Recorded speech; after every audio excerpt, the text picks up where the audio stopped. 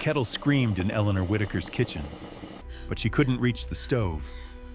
She was on the floor, phone trembling in her hand. 3 grown children had promised, It's okay, Mom. Just rest. "We'll take turns, We're Mom. right here. You won't be alone."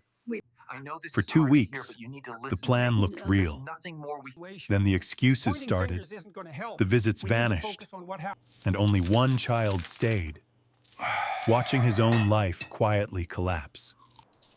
And then a letter arrived. The kind that doesn't just reveal the truth, it detonates it. The phone rang twice before anyone answered.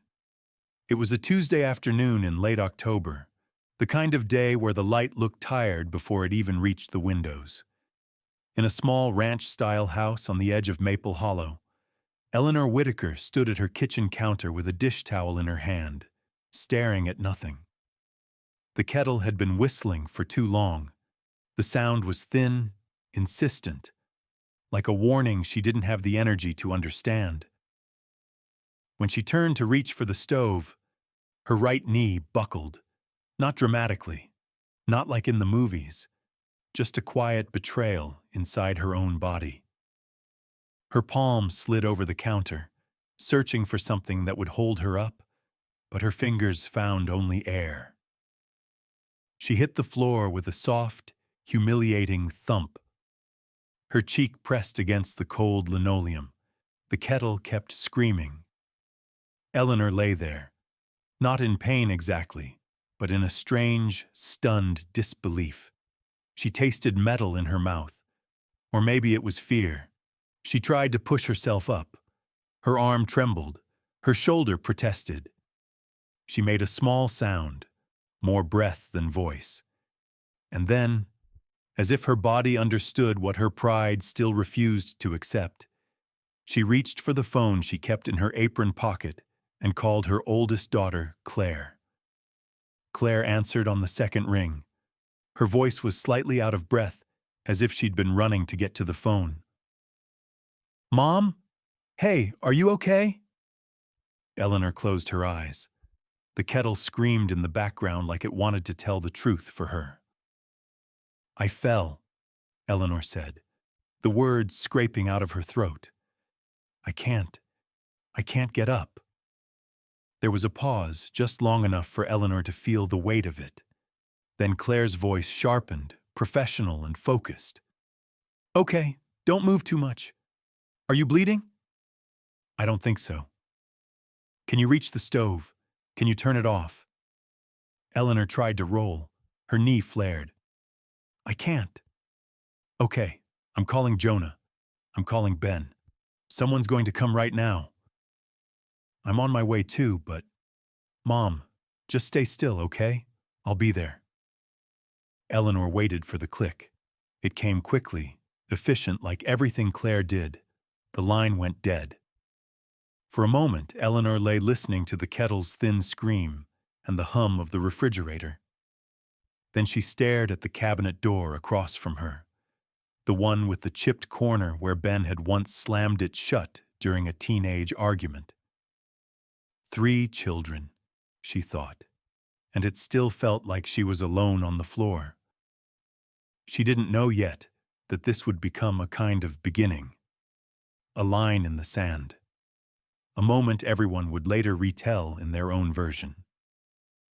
All Eleanor knew in that moment was that she had raised 3 children who loved her in their own ways, loved her sincerely, she believed. But love, she was learning, did not always translate into presence. Not when life was inconvenient. Not when the weight of responsibility had a price tag. Not when it asked them to stay. Eleanor Whitaker had been the kind of mother people described as steady. She wasn't loud. She wasn't glamorous. She wasn't the woman who organized elaborate birthday parties with matching tablecloths and themed cupcakes. She was the woman who remembered everyone's dentist appointments. The woman who kept a spare pair of mittens in the glove box just in case. The woman who could tell, with one glance, if someone's fever was turning dangerous. She had raised her children in that Maple Hollow house with an attention that felt, to them, as natural as weather. It wasn't until they were adults that they realized how much work went into creating that kind of calm. Eleanor had been married to Thomas Whitaker for 39 years. Thomas had been a quiet man too, but in a different way. Eleanor's quietness was active. She filled silence with care. Thomas's quietness was avoidance. He let silence cover what he couldn't handle. When he died suddenly of a heart attack in the backyard, with a rake still in his hand, the children flew in like birds startled by a gunshot. Claire arrived first, as she always did. She lived 2 hours away in Riverton with her husband, Mark, and their teen daughter, Sophie. Claire worked as an office manager at a dental clinic. Her life ran on schedules and checklists.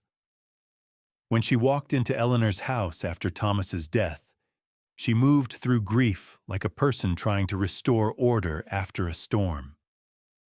Ben arrived next, 2 days later, smelling faintly of expensive cologne and airport exhaustion. Ben lived in Phoenix, chasing his career in tech sales. He had a wife, Tessa, and a toddler son, Evan. Ben's love tended to show up as gifts: a new phone, a paid bill, a surprise dinner reservation. Jonah arrived last, 4 days after the funeral. Jonah lived in Maple Hollow, only 15 minutes away, but he arrived late because he'd been busy with work. Jonah drove a delivery truck for a regional supply company and lived in a rented duplex with his girlfriend, Alyssa. Jonah's love showed up as jokes, as distraction, as the ability to make a room feel lighter even when nobody wanted to smile. After Thomas was gone, the children made a quiet agreement, spoken at first with sincerity, and then repeated so often it began to sound like a slogan. "We won't let Mom do this alone." Eleanor didn't ask them to say it. They said it because it made them feel like good children. It made them feel like the kind of family people admired. They said it because grief made promises feel easy.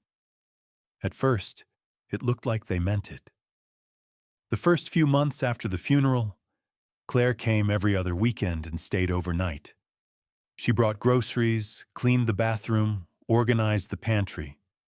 She asked Eleanor questions about bills and insurance policies and whether the will was up to date. Ben sent flowers, then later sent a subscription to a meal delivery service Eleanor barely used. He called at odd hours because of the time difference and always said, "Mom, you okay? You need anything? Just tell me." Jonah stopped by after work sometimes and fixed small things around the house: a squeaky hinge, a leaky faucet, a loose step. He sat at Eleanor's kitchen table, ate her leftover soup, and talked about his route like it was the most dramatic thing happening in the world. Eleanor appreciated all of it. She truly did. But she also noticed what none of them seemed to notice: that their help arrived like visitors. A burst of energy, a flurry of effort, then departure. Eleanor still ate most meals alone. She still paid the bills alone. She still sat in the living room at night with the television on just to hear a voice in the house. And as the months passed, her body began to change in ways that felt both subtle and undeniable. Her joints stiffened. Her balance wavered. Her hands sometimes forgot what they were holding. She didn't complain. That wasn't her way. She told herself she was fine, until she wasn't. The fall in the kitchen didn't send Eleanor to the hospital. It could have if she'd hit her head, but she didn't. She bruised her hip, strained her shoulder, and scared herself enough that she couldn't pretend anymore. Claire arrived first, skidding into the driveway like she'd been in a race. She burst through the front door and dropped to her knees beside Eleanor with a steadiness that came from years of crisis management. "Mom," Claire said, her eyes scanning Eleanor's face. "Oh my God, I'm fine." Eleanor whispered, though her voice didn't believe it. Claire turned off the stove, grabbed a pillow, and slid it under Eleanor's head. She called an urgent care nurse line, then called Jonah again, then called Ben. When Jonah finally showed up, he looked panicked. His face was flushed, his hands trembling. He knelt beside Eleanor and tried to joke, but his voice cracked. "Mom, you can't be doing this," Jonah said. "You're supposed to wait for Christmas to scare us like this." Eleanor tried to smile. It came out weak. Ben didn't show up. Ben called. He called with concern, with dramatic exasperation, with 1,000 questions. He was on speakerphone while Claire helped Eleanor into a seated position. "Jesus, Mom," Ben said, his voice loud through the phone. "What happened? Why were you alone? Claire, why is she alone?" Claire's eyes flicked upward like she was trying to keep herself from snapping. "Ben, she lives alone," Claire said. "That's kind of the point." "We need a plan," Ben said. "Okay? Like a real plan. Not just hoping it's fine." Claire sat back on her heels and took a slow breath. "I agree," she said. "I've been saying that." Jonah rubbed Eleanor's hand gently, as if she were fragile glass. "We can take turns," Jonah said quickly, eager to contribute something solid. "Rotate, like one of us stays with her for a couple weeks at a time, or something." Ben jumped onto the idea immediately. "Yes, exactly. Rotation. We're not going to dump this on one person. That's not fair." Claire's mouth tightened. Eleanor saw it. She saw the way Claire's face had grown older in the past year, the way exhaustion sat behind her eyes. "We can talk about it," Claire said, "but it has to be realistic." "Of course," Ben said. "We all have lives, but we can make it work. We have to." Eleanor listened to her children debate her life like she wasn't there. She didn't feel angry, not exactly. She felt tired. She felt like an object, a responsibility being negotiated. Still, the promise sounded comforting on the surface. A plan meant she wasn't alone. A plan meant their words had weight. That night, after Claire helped Eleanor into bed and Jonah checked the locks on the doors like he'd suddenly remembered the world was dangerous, they sat at the kitchen table and made a schedule. Claire would stay the first 2 weeks, until Eleanor's bruises faded and she could move comfortably again. Then Jonah would stay 2 weeks. Then Ben would fly in for 2 weeks. Then they'd repeat. It sounded neat. It sounded fair. It sounded like something a decent family would do. Claire typed it into her phone calendar and sent screenshots to everyone. "Okay," Claire said, forcing brightness into her voice. "We have a plan. Mom, you're not going to be alone." Eleanor nodded. She wanted to believe it. The first 2 weeks were not easy, but they were manageable. Claire slept in the guest room, woke up early, made oatmeal, organized Eleanor's medication into labeled containers. She drove Eleanor to a follow-up appointment, where the doctor frowned and said gently that Eleanor's balance issues needed evaluation. "It might be nothing," the doctor said, "but at your age, we don't ignore falls. We need to make sure there isn't something neurological happening." Claire asked questions. She wrote down instructions. She requested referrals. She was competent in a way that made the room feel safer. Eleanor watched her daughter move through tasks with efficiency and felt a strange combination of gratitude and guilt. She had raised Claire to be capable. Now Claire's capability was being used to hold the family together. At night, Claire sat at the kitchen table with her laptop, working remotely. She'd taken time off at first, but her employer had hinted that she couldn't do that for long. Claire's phone buzzed with messages from Mark. from Sophie, from co-workers. Eleanor heard Claire crying quietly one night in the guest room. The sound was muffled, but it pierced the walls like a needle. The next morning, Claire's eyes were puffy, but her voice was bright. "Just allergies," she said quickly before Eleanor could ask. Eleanor didn't press. She understood pride. She understood the ways love tried to hide its own limits. When the 2 weeks ended, Jonah arrived with a duffel bag and a determined grin. "I got this," Jonah said, slapping the counter like it was a promise. "Go home, Claire. I'll take care of Mom." Claire looked relieved, and then instantly guilty for feeling relieved. She hugged Eleanor longer than usual. "Call me anytime," she said. "Anytime, Mom," Eleanor promised. Claire left, and for the first day, Jonah's presence felt like sunlight. He made eggs, burned them a little, but Eleanor ate them anyway. He played old music from his phone. He talked constantly, filling the house with noise that made it feel alive again. But Jonah's competence did not match his enthusiasm. He forgot to reorder Eleanor's prescriptions. He cooked meals that were too salty, too heavy. He left dirty dishes in the sink and said he'd get to them later. He did not notice when Eleanor's hand trembled more than usual, or when she struggled to find the right word mid-sentence. When Eleanor tried to mention it gently, Jonah waved it off. "Mom, you're fine," Jonah said. "You're just tired. You've been through a lot." Eleanor didn't argue. She didn't want to be a burden. She didn't want to be the reason Jonah felt trapped. Then, midway through Jonah's second week, Alyssa came over. Alyssa was not cruel. She was a woman in her mid-30s with sharp eyeliner and a nervous energy that never settled. She worked at a salon and liked her life a certain way. Clean, controlled, predictable.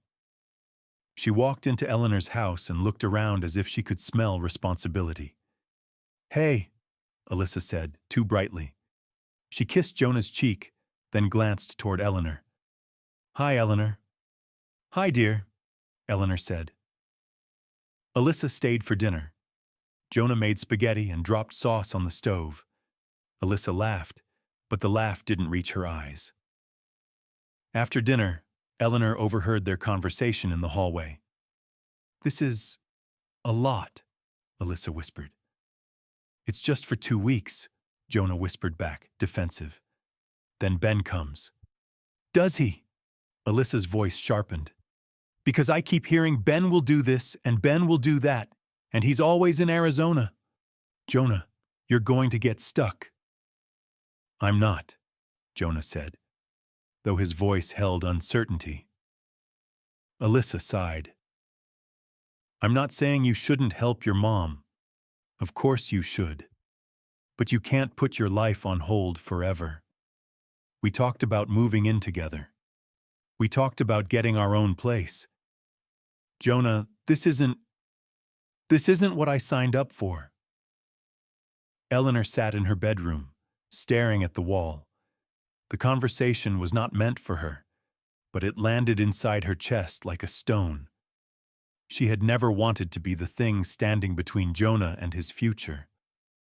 She had never wanted to be the weight that pulled her children down.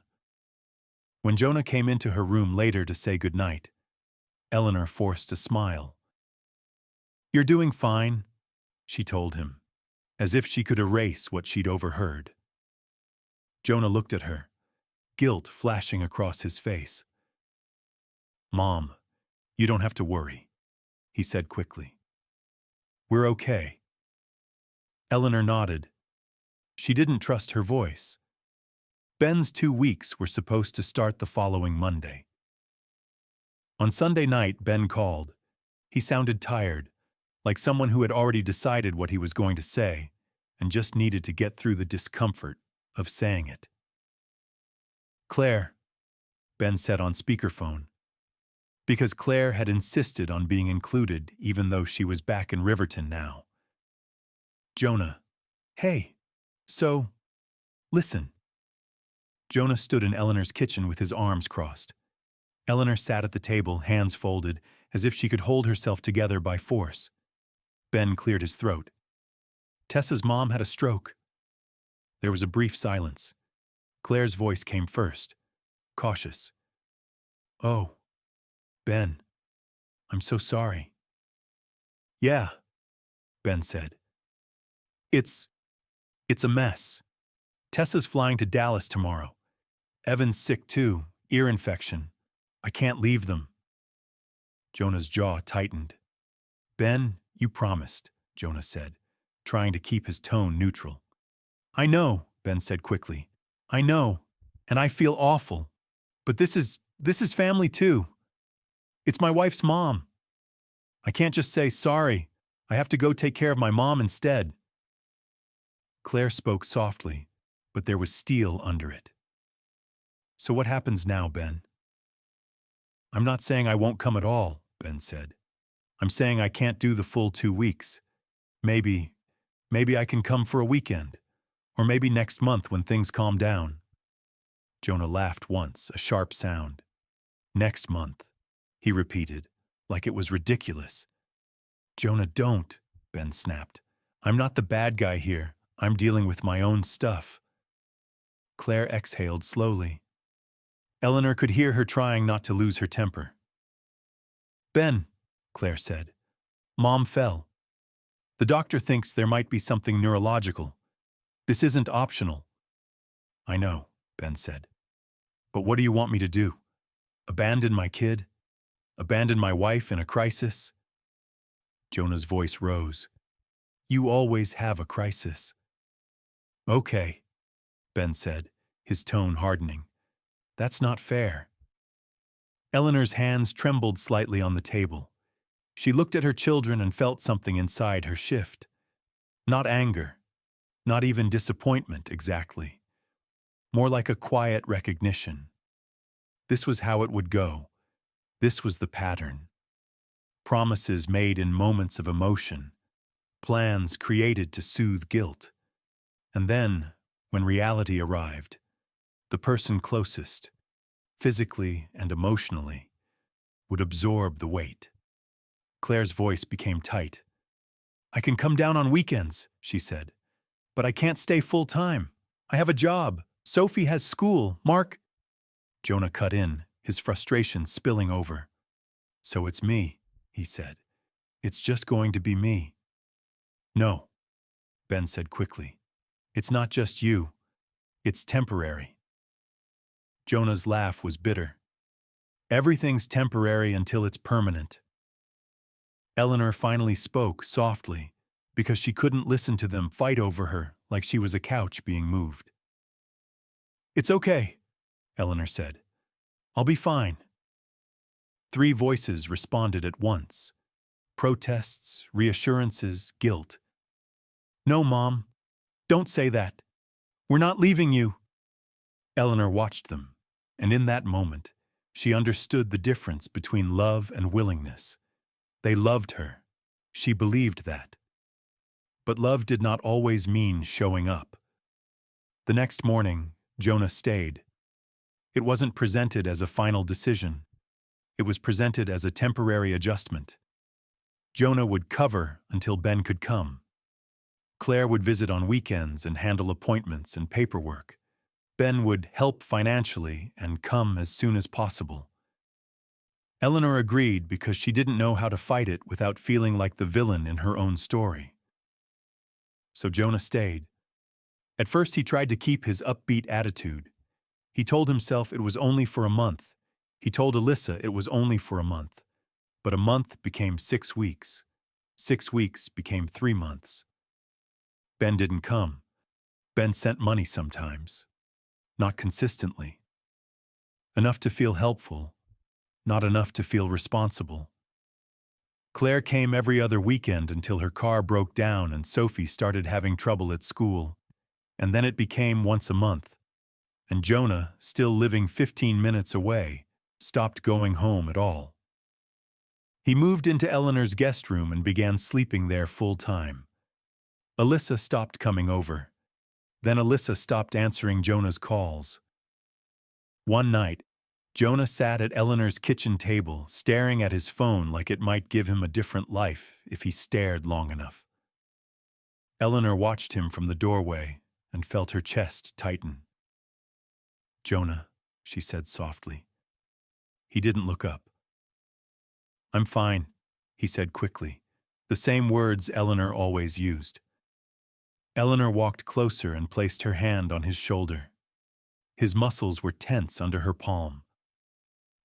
"I'm sorry," Eleanor whispered. Jonah's head snapped up. "For what?" he demanded, too sharp. Eleanor swallowed. "For taking your life." Jonah stared at her for a long moment, his eyes shining in a way that made him look younger, like the boy he used to be when he'd scraped his knee and come running to her for comfort. "I don't want you to say that," Jonah said, his voice breaking. "I don't want you to feel like that." "But it's true," Eleanor whispered. Jonah rubbed his face hard with both hands. "It's not your fault," he said, but the words sounded like he was trying to convince himself. Eleanor sat across from him and folded her hands. "Your brother and sister love me," she said. "They do. They're just far." Jonah's laugh was humorless. "Ben's far because he chose to be," Jonah said. "Claire's far because she built a life that doesn't have room for this." Eleanor didn't know how to respond. She didn't want Jonah to resent them. She didn't want to resent them herself. But resentment has a way of growing quietly, like mold in a house you don't want to inspect too closely. It grew in Jonah. It grew in Claire, too, though she tried to hide it. And it grew in Eleanor, not as rage, but as a deep sadness that settled into her bones. The neurologist appointment arrived on a gray morning in January. Claire drove down for it, her hair pulled back, her face set. She greeted Jonah with a quick hug and immediately began asking questions. "How's Mom's balance?" she asked. "Has she fallen again? Is she sleeping? Is she eating?" Jonah shrugged. "She's fine," he said automatically. Claire looked at him sharply. "Jonah," she said, "that's not an answer." He bristled. "I'm doing my best, Claire." "I know," Claire said, softer. Then she glanced at Eleanor. "I'm sorry, Mom." Eleanor hated the way her children kept apologizing, as if apologies were currency, as if they could pay down the debt of absence with a few soft words. At the neurologist's office, Eleanor sat in a chair while the doctor asked her to touch her finger to her nose, to walk in a straight line, to remember 3 words and repeat them later. Eleanor did her best. Claire watched with her hands clenched in her lap. The doctor, a woman with kind eyes and a careful voice, reviewed the scans and spoke quietly. "It appears to be early-stage Parkinson's," the doctor said gently. "It's still mild, but the tremor, the balance, the stiffness, it fits. We can start medication to help manage symptoms." Eleanor sat very still. The word Parkinson's floated in the air like smoke. Claire's eyes filled instantly. Jonah looked stunned, as if the world had just shifted under his feet. Eleanor felt oddly calm, as if her body had already known this truth and her mind was only catching up. "What does that mean?" Jonah asked, his voice rough. "It means," the doctor said carefully, "that Eleanor will need support. Medication can help. Physical therapy can help. But over time, it will likely progress.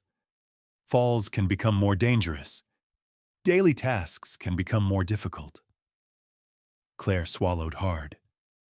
"She can't live alone," Claire said. Jonah's voice came out harsh. "She already doesn't," he said. Claire flinched. Eleanor saw it. She saw the way that comment landed like a slap. The doctor continued explaining treatment plans, but Eleanor's mind was on one thing. This was not temporary. This was not a 2-week rotation. This was the rest of her life. In the weeks after the diagnosis, the family tried again to create a plan. Claire proposed finding a part-time home health aide. Ben said it was too expensive. Jonah said he didn't want a stranger in the house. Ben suggested assisted living. Claire said it was too soon. Jonah said it was cruel. The arguments happened over speakerphone, across state lines, filled with frustration disguised as practicality. Eleanor listened, quieter and quieter. One night, Claire sat beside Eleanor on the couch, her voice low. "Mom," Claire said, "I need you to be honest. Is Jonah okay?" Eleanor glanced toward the hallway. Jonah was in the kitchen, clattering dishes louder than necessary. Eleanor hesitated. "He's trying," she whispered. Claire's jaw tightened. "Trying isn't the same as coping," she said. Eleanor's eyes stung. "He's your brother," she whispered. "He's my brother," Claire said, her voice trembling. "And he's being crushed. And Ben is just gone." Eleanor looked down at her hands. The tremor was slight, but it was there, an unwanted rhythm she couldn't control. Claire leaned closer. "Mom," she said softly, "we can't keep pretending this is okay." Eleanor's voice came out thin. "What do you want me to do?" Claire swallowed. "Let us help," she said, but her eyes said something else. Her eyes said, "Let me stop being the only responsible one without having to feel like a monster." The truth was painful. Claire didn't have room in her life to become Eleanor's full-time caregiver. Jonah didn't have the tools. Ben didn't have the willingness. And Eleanor didn't have the power to change who her children were. By spring, Jonah's life had shrunk to the size of Eleanor's needs. He drove her to physical therapy. He picked up prescriptions. He learned how to cook simple meals that wouldn't upset her stomach. He installed grab bars in the bathroom. He started paying attention to the way she moved, the way she hesitated, the way her face tightened when she tried to open a jar. He also stopped seeing his friends. He stopped going out. He stopped sleeping well. He began drinking beer at night, quietly, after Eleanor went to bed. Not enough to be dramatic, but enough to take the edge off his resentment. When Claire came to visit, she noticed. "You're tired," Claire said one weekend, watching Jonah pour coffee with shaking hands. "Yeah," Jonah said flatly. "You think?" Claire sighed. "We need help," she said again. Jonah's eyes flashed. "Where is Ben?" he snapped. Claire stiffened. "Don't do that," she said. "Don't act like I'm not here." Jonah's laugh was sharp. "You visit," he said. "You don't stay." Claire's face went pale. "Jonah," she whispered, hurt flashing across her face. Eleanor stood in the doorway, her heart pounding. "Stop," she said, her voice stronger than she felt. "Both of you." They froze. Eleanor walked into the kitchen slowly. Her feet felt heavy, stubborn. She took a breath. "This is not what your father would have wanted," Eleanor said quietly. Jonah's eyes filled with tears instantly. Claire's mouth trembled. "Dad's gone," Jonah said, his voice raw. "He's gone, and now I'm stuck." Claire flinched. "Don't say that about Mom," she snapped. Jonah slammed his mug down. "I didn't mean her," he said, but his eyes were wild. I mean this. I mean my life. It's like the rest of you got to keep living, and I got left behind." Eleanor felt tears rise. She hated that her son's pain was real. She hated that it was tied to her. Claire's voice softened, but it was edged with exhaustion. "Jonah," she said, I don't know what you want me to do. Jonah's shoulders sagged. For a moment, he looked like a man who had run out of fight. I want Ben to show up, he whispered. Eleanor closed her eyes, because she wanted that too. Ben's absence wasn't complete. It was worse than that. It was selective. He called, he texted, he sent money once in a while, usually after Claire reminded him. He asked for updates. He sounded concerned. Sometimes he even cried on the phone, but he did not come. When he was confronted, he had reasons. Evan was sick. Tessa needed him. Work was crazy. Flights were expensive. His boss was threatening layoffs. He couldn't risk his job. Claire listened to these reasons with tightening patience. Jonah listened with growing rage. Eleanor listened with a weary understanding of something she didn't want to admit.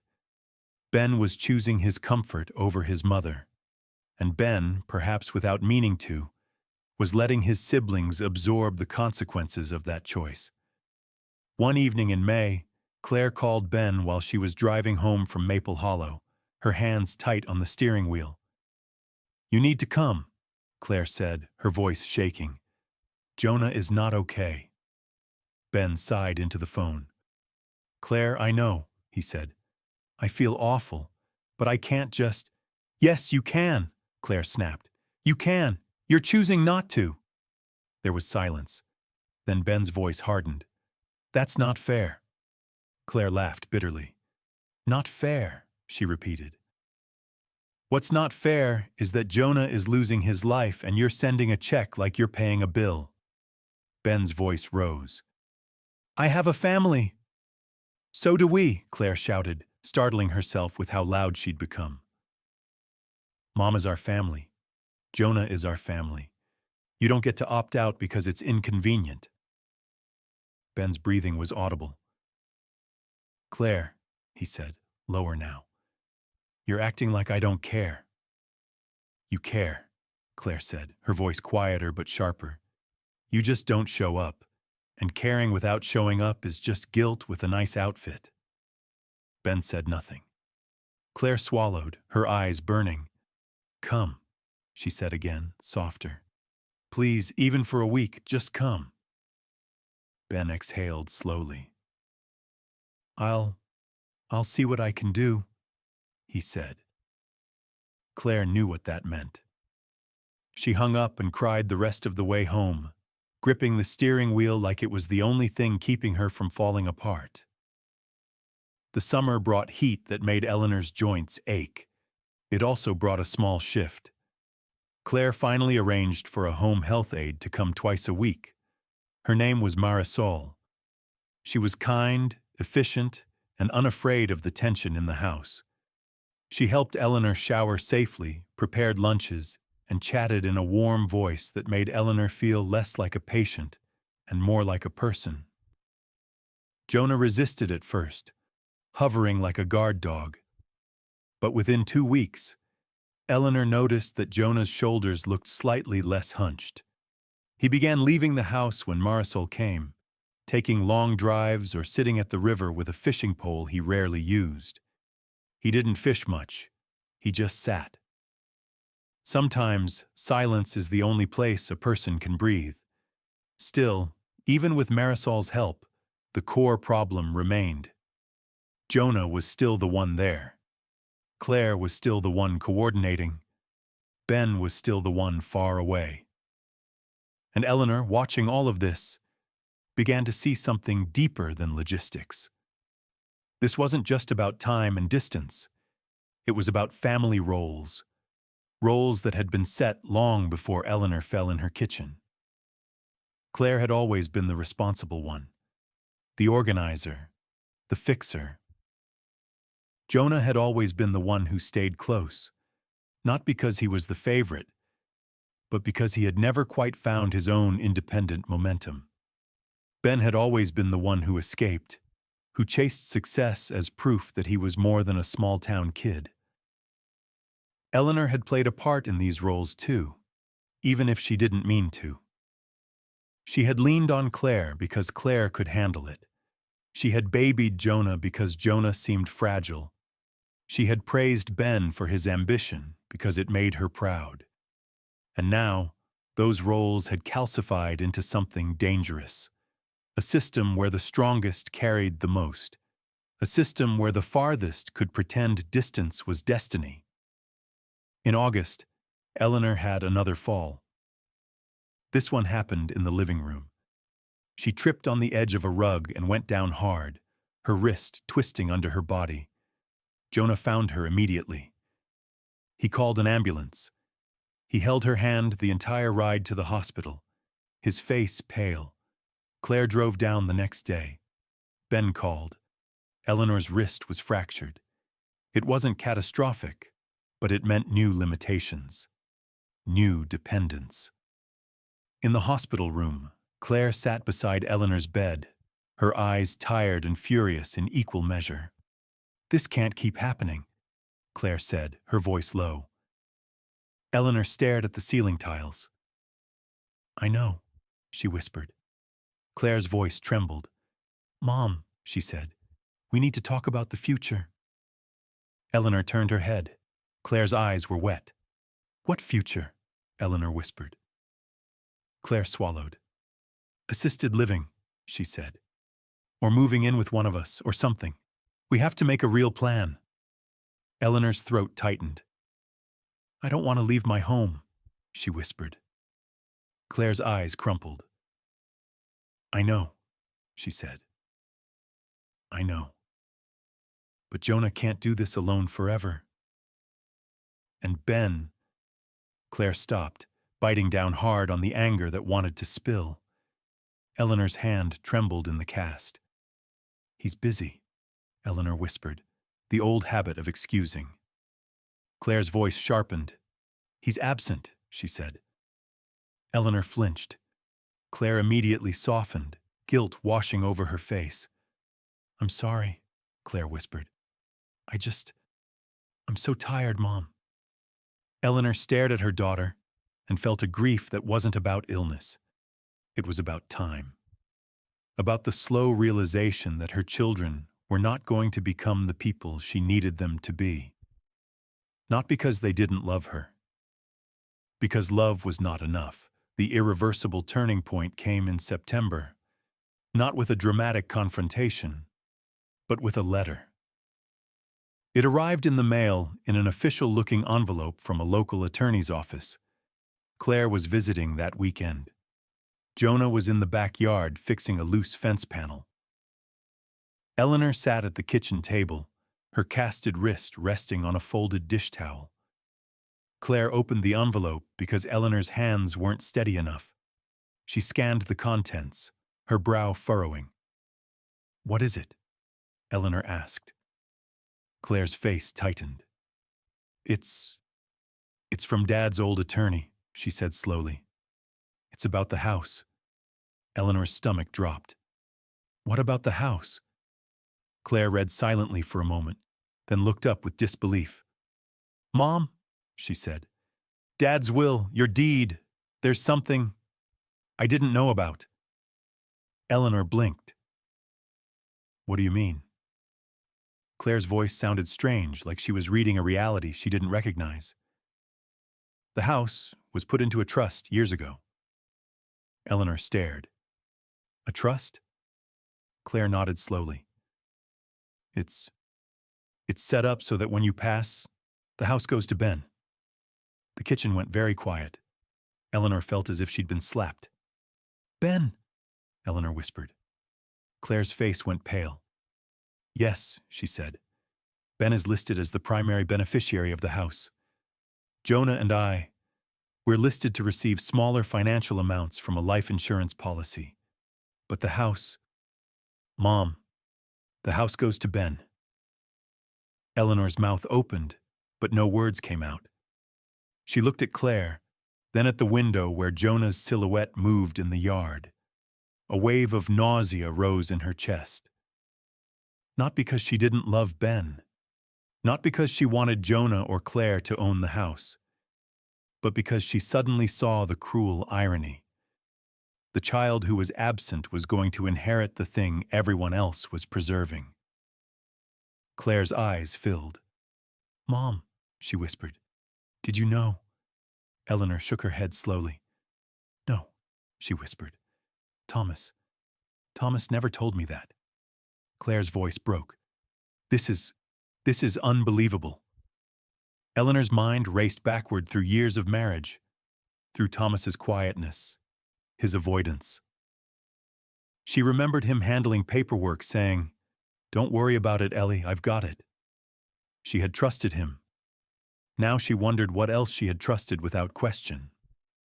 Jonah came into the kitchen, wiping sweat from his forehead.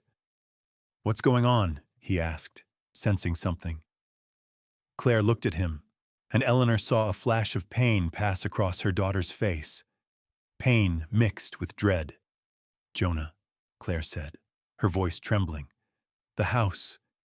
Dad left the house to Ben." Jonah froze. For a moment, his expression held pure confusion, as if his brain refused to process the words. Then his face changed.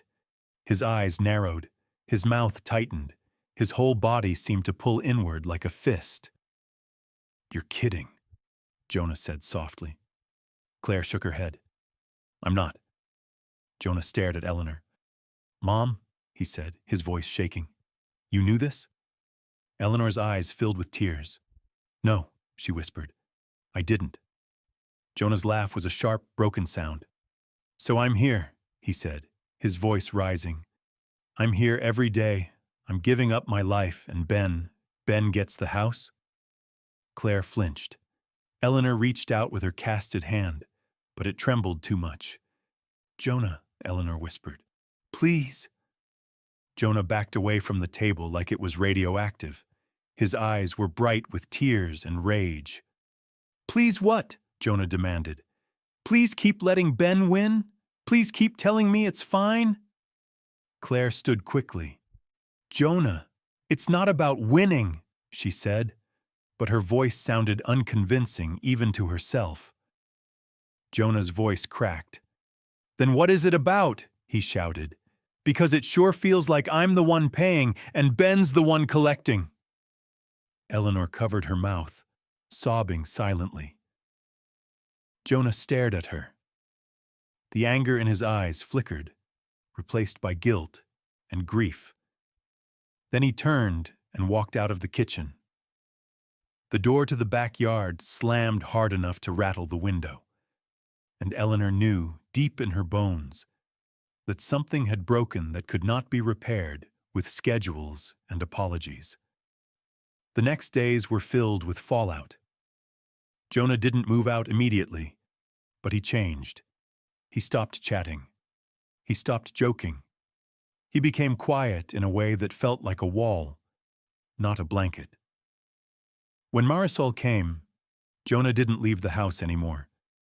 He hovered, resentful, as if even help felt like an insult now.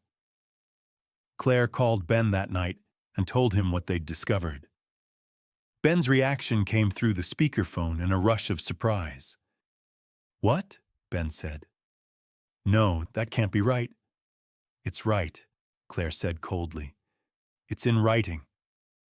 Ben's voice rose with defensiveness. "I didn't know that."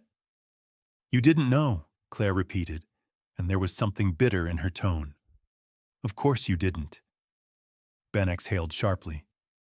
"Claire, are you implying—" "I'm not implying anything," Claire cut in. "I'm stating facts. Jonah is here, Mom is sick, and you're inheriting the house." Ben's voice sounded wounded. "That's not my fault." Claire's laugh was bitter. "It might not be your fault," she said, "but it sure is your benefit." Ben went quiet, then said, "I'll come out," like he was offering a gift. Claire's voice hardened. "When?" Ben hesitated. I have to see," he said. Claire closed her eyes. "Ben," she said, her voice tired, "don't say you'll come if you're not coming." "I will," Ben insisted, but the words sounded hollow. After the call, Claire sat at Eleanor's kitchen table with her head in her hands. "I can't do this anymore," Claire whispered, but it wasn't clear whether she meant caregiving or the emotional labor of being the family's spine. Eleanor reached out with her unsteady hand and touched Claire's hair gently. "I'm sorry," Eleanor whispered again, like apologies were the only thing she had left to offer. Claire looked up, her eyes wet. "Mom," she said softly, "you don't owe me an apology. You owe yourself peace." Eleanor didn't know what peace looked like anymore. The deeper reveal came a week later, when Eleanor found a locked file box in the back of Thomas's closet. She hadn't been looking for secrets. She had been looking for a sweater Thomas used to wear, something familiar, something comforting. Instead, she found a small metal box with a key taped underneath the shelf. Her hands trembled as she opened it. Inside were documents, bank records, insurance papers, a copy of the trust, and a letter. It was addressed to Eleanor in Thomas's neat handwriting. Her heart pounded as she unfolded it. The letter was not long. Thomas was never a man of many words, but the words he chose sliced through years of silence. Eleanor read it slowly, her vision blurring. Thomas wrote about Ben. He wrote about a debt. Years ago, before Thomas died, Ben had gotten into trouble. Big trouble. He had taken out loans. He had borrowed money from the wrong people. He had nearly lost everything. Thomas had paid it off quietly. He had refinanced the house to do it. He had done it because Ben had begged him. Because Ben had promised he'd change. Because Thomas had been terrified of losing his son to ruin. And Thomas had put the house in Ben's name in the trust as a kind of insurance, so Ben would have something when Thomas was gone. Thomas wrote that he hadn't told Eleanor because he didn't want her to worry. He wrote that he'd hoped Ben would one day make it right. He wrote that he was sorry. Eleanor's hands shook as she held the letter. The betrayal she felt was complicated. Thomas had done it out of love, out of fear, out of desperation. But he had done it without trusting her enough to tell her. And now, his secret had become a bomb in the middle of their family. Eleanor sat at the kitchen table for a long time after reading it. She stared at the letter as if it might rewrite itself into something less painful. Then she called Claire. Claire arrived the next day, face tight with worry. Jonah stayed in his room, refusing to come out. Eleanor handed Claire the letter without speaking. Claire read it. Her face changed as she went. Anger, shock, sadness, and finally a kind of exhausted understanding. "Oh my God," Claire whispered when she finished. Eleanor's voice was thin. "He did it to save Ben," she whispered. Claire's eyes filled. "And he didn't tell you," she said, her voice thick with disbelief. Eleanor shook her head slowly. "He thought he was protecting me," she whispered. "But he was protecting Ben again." Claire swallowed hard. "Jonah needs to know," she said. Eleanor hesitated. "He'll hate his father," Eleanor whispered. Claire's expression softened. "Mom," she said gently, "Jonah already feels abandoned. If he believes you chose Ben, it will destroy him." Eleanor's chest tightened. She nodded slowly. Claire went to Jonah's room and knocked. "Jonah," she said through the door. "Please." There was silence. Then the door opened a crack. Jonah's eyes were red-rimmed. He looked like he hadn't slept. Claire held out the letter. "Read this," she said softly. Jonah stared at it like it was poison, then finally snatched it and stepped back into the room. Eleanor waited, her hands clenched. When Jonah came out 10 minutes later, his face was pale. He didn't speak at first. He walked into the kitchen, leaned against the counter, and stared at the floor like he was trying not to fall apart. Then he whispered, "So, Dad. Dad mortgaged the house to bail him out." Claire nodded slowly. Jonah's laugh was hollow. "And then he left the house to Ben because he felt guilty," Jonah said, his voice shaking. "Because he didn't want Ben to end up with nothing." Eleanor's eyes filled. "Jonah?" Jonah turned his head, and Eleanor saw something in his expression that hurt more than anger. She saw grief. Grief for a father who had made choices that now felt like proof that Jonah didn't matter as much. Grief for a lifetime of being the one who stayed, the one who sacrificed, the one who never received the same protection. Jonah's voice broke. "So what am I supposed to be?" he whispered. "The spare kid?" Claire's eyes crumpled. "You're not spare," she whispered. Jonah shook his head slowly, tears spilling down his cheeks. "Then why does it always feel like I'm the one that gets spent?" Eleanor reached for him. Jonah let her touch his hand, but his body stayed rigid. Eleanor's voice trembled. "Your father loved you?" she whispered. Jonah's laugh was bitter. "Love doesn't fix this," he whispered. And Eleanor knew he was right. After the letter, something shifted again. This time not into anger, but into clarity. Claire, armed with the truth, called Ben one more time. This time she didn't argue, she didn't plead. She told him what she knew. Ben's silence on the phone was long. When he finally spoke, his voice was low. "He told you?" Ben whispered. Claire's voice was cold. "He didn't tell us," she said. "He told no one. We found a letter. And now we know why the house is in your name." Ben exhaled shakily. I was 27, he said softly. "I was stupid. I thought I could fix it before anyone knew. Dad saved me." Claire's voice sharpened. "And now Jonah is paying for it," she said. Ben's voice cracked. "I didn't ask for that." "But you accepted it," Claire said. "You accepted Dad's silence. You accepted the benefit. And you haven't shown up once to carry any of the cost." Ben's breathing was heavy. "What do you want me to do?" he whispered. Claire's tone was clear, direct. "Come," she said. "Not for a weekend, not for a photo. Come and stay. Take care of Mom. Give Jonah a break. Look at what this has done." Ben didn't respond immediately. Then he whispered, "I can't."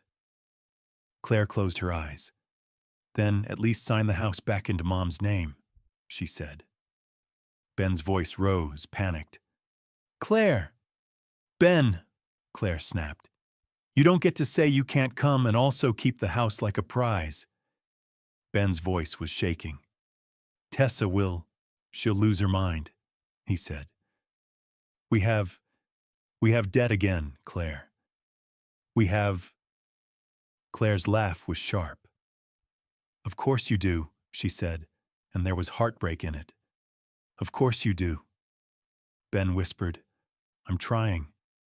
Claire's voice softened slightly, but it was exhausted.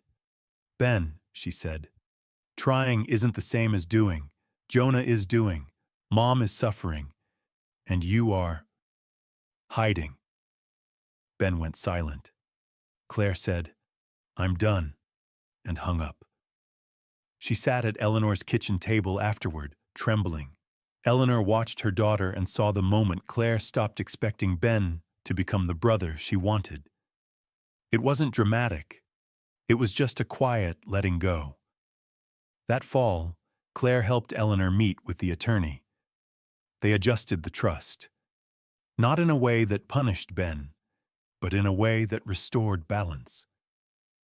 The house would remain in the trust, but it would be sold after Eleanor's passing, and the proceeds would be split evenly among all 3 children. Ben protested at first through angry calls, through guilt, through fear. He claimed it wasn't fair. He claimed Claire was turning the family against him. Claire didn't engage. She simply said, "Dad made choices in silence. We're not doing that anymore."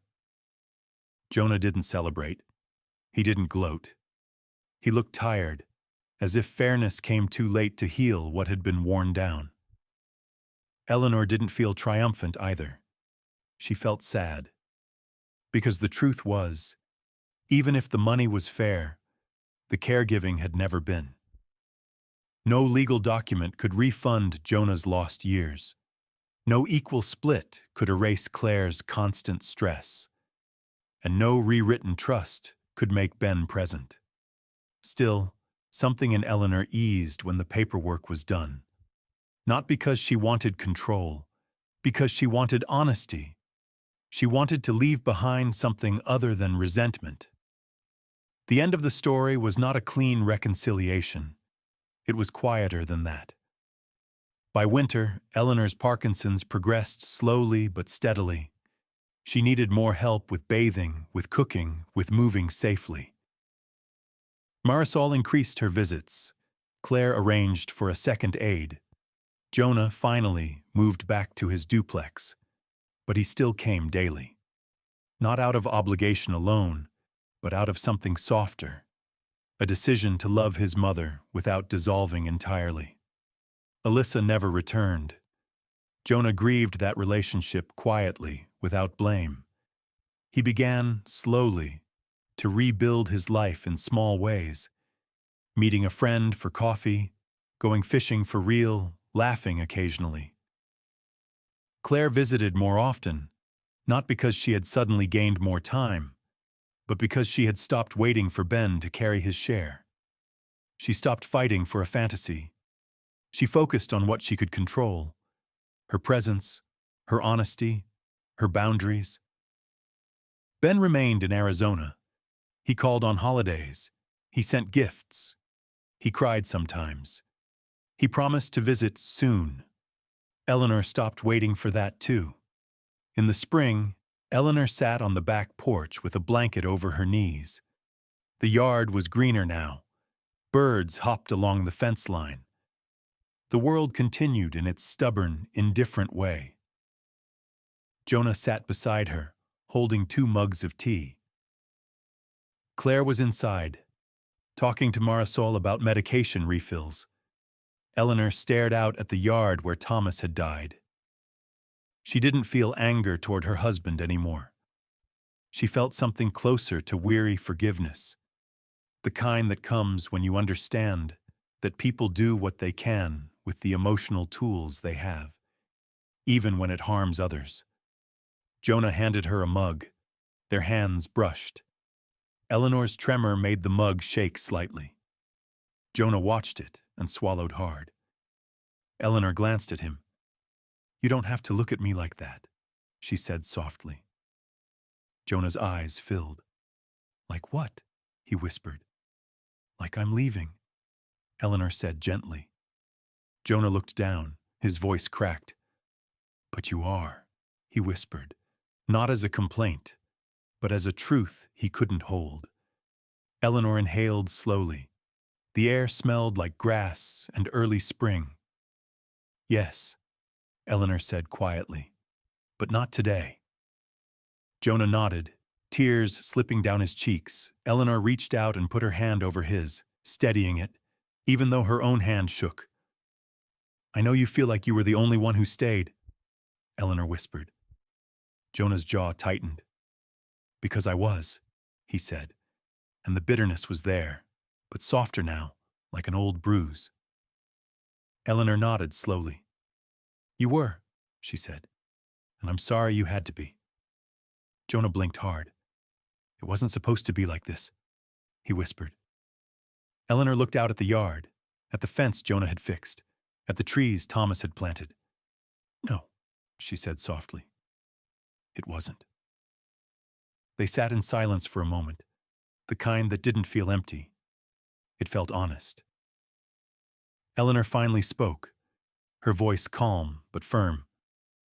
"Promise me something," she said. Jonah turned his head. "What?" Eleanor's eyes were gentle. Promise me you won't spend your whole life waiting for Ben to become someone he isn't, she said. Promise me you won't keep breaking yourself to prove your worth. Jonah stared at her. His breathing was uneven. Then he nodded slowly. I'll try, he whispered. Eleanor's mouth curved into a small, tired smile. Trying is a start, she said. But you have to do it. You have to live. Jonah's tears fell freely now. He leaned forward, resting his forehead against Eleanor's shoulder carefully, like he was afraid of hurting her. Eleanor closed her eyes and let herself feel the weight of her son's love. Heavy, imperfect, real.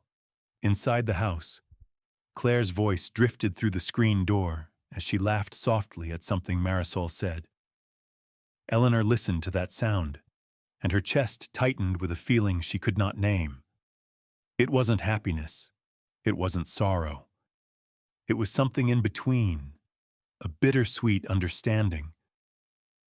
Families didn't always become what people promised they would be. Sometimes they broke in slow ways, through silence and distance and unbalanced sacrifice. And sometimes healing didn't mean fixing everything. Sometimes healing meant naming what was true. Eleanor had spent her life holding her family together with quiet effort and unspoken hope. Now, in the final stretch of her years, she understood something she wished she'd learned earlier.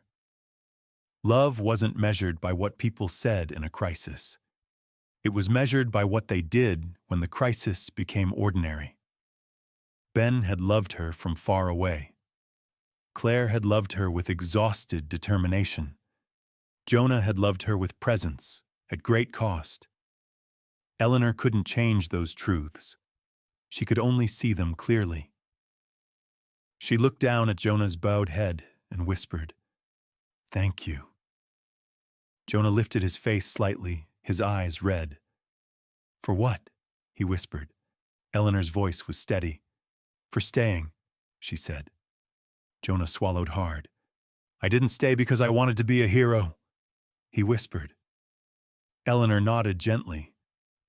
"I know," she said. "You stayed because you're my son." Jonah's breath shuddered.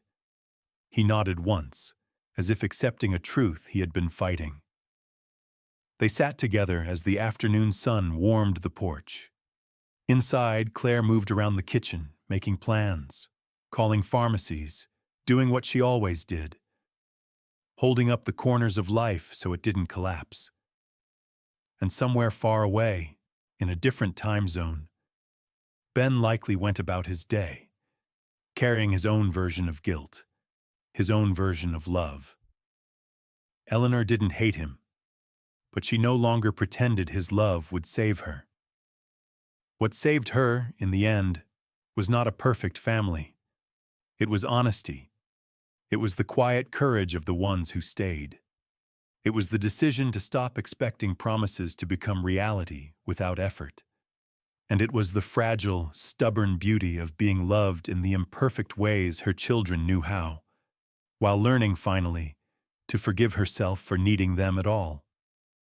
The kettle in her memory still screamed. But now, on the porch, the only sound was wind through leaves and Jonah's breathing as he steadied himself beside her. For today, that was enough.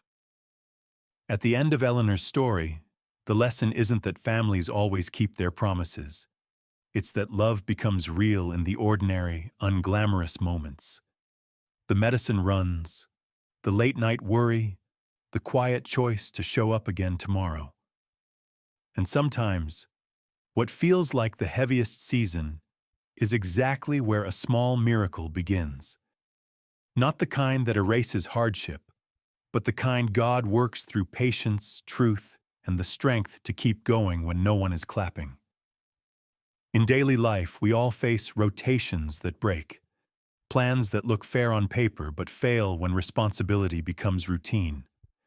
So if you're the one still standing, still caring, still trying, please hear this. You are seen, and your faithfulness matters more than you know. If you're the one who's been distant, let today be your gentle wake-up call. Reach out, make the visit, send the message. Take one real step closer, because tomorrow isn't promised, and love can't live on good intentions alone.